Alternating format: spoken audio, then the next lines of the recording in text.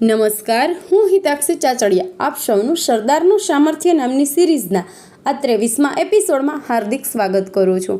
આજના આ 23મા એપિસોડમાં જાણીએ વલ્લભભાઈ પટેલના જીવન સાથે સંકળાયેલા કેટલાક પ્રેરણાત્મક પ્રસંગોમાંથી એક નાનકડા પ્રસંગ વિશે.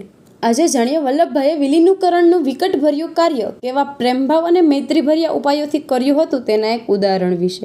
વર્ષ 1954માં શ્રી રાવજીભાઈ પટેલ આબુમાં હવાફેર માટે ગયા, જ્યાં તેઓની મુલાકાત અલવર નરેશ સાથે થઈ હતી. તે દરમિયાન રાવજી કાકાએ અલવર નરેશને સીધું જ પૂછ્યું, તમને સરદાર સાહેબનો અનુભવ ક્યારે થયેલો?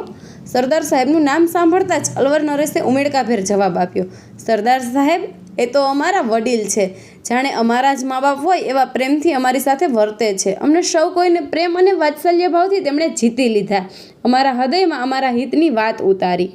આ સાંભળી રાવજી કાકા બોલી ઉઠ્યા, પણ તમારા રાજ્ય લેવાની વાત શી રીતે તમે સ્વીકારી? તમારા પર કોઈ ગેરવાજબી સત્તાનું દબાણ કરેલું હશે ને? અલવેર નરેશ માળા ફેરવતા બોલ્યા, તે તો ગયા, પરંતુ હું માળા ફેરવતા સત્ય વાત જ કરીશ. અમારા પર કોઈ પણ પ્રકારનું દબાણ તેમણે કર્યું નથી. અમે પહેલાં તો તેનાથી ડરતા હતા. અમને લાગ્યું કે નવી હિન્દ સરકાર સામે હિન્દના રાજા પોકારે. પણ સરદાર સાહેબે સત્તાનો સોટો ન ચલાવ્યો, પણ પ્રેમથી ગંગા અમારા જીવનમાં વહેડાવી, જેથી અમને અમારો સાચો સ્વાર્થ સમજાયો. તેમજ મા બાપ છોકરાને સંતોષે તેમ અમને સંતોષ્યા. અલવર નરેશે હજુ આગળ વાત કરતા કહ્યું, સરદાર સાહેબ તો અમારી મિલકત અને રાજસત્તા બંનેનું અમારી પાસે દેશને સમર્પણ કરાવ્યું.